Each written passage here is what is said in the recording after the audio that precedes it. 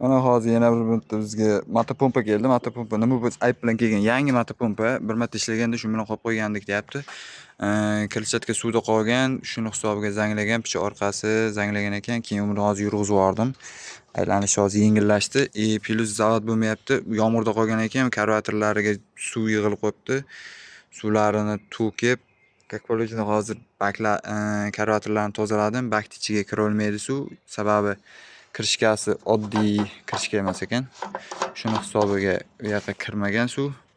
Hozir zavod bo'lyapti, lekin xuddi motokultivatorga o'xshab gaz berganda o'chib qolyapti. Sababi boyagi motorning ichidagi moy nasosni datchigi, mana datchik bo'layotgan bo'lsa, mana shu datchigi yaxshi ishlamayapti. Bu ham 170 7 ot kuchlik motopompa. Minutiga 5 tonnagacha suv hayda oladi mana shu motopompa ham.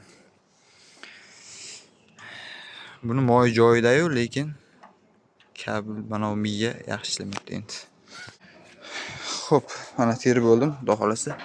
Hamma narsasini patsos tortamiz. Kalt ochiq. Buni kalti pastda turadi qizilda. Izovat qilamiz.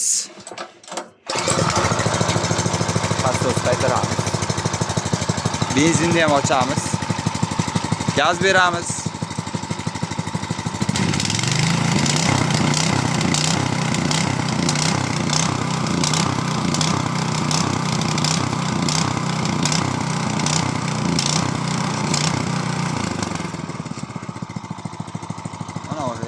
Rezultat. O'chiramiz. Sog' bo'lasizlar. Charchamanglar. Har doim sizlar uchun foydali videolarni qo'yib borishga harakat qilamiz.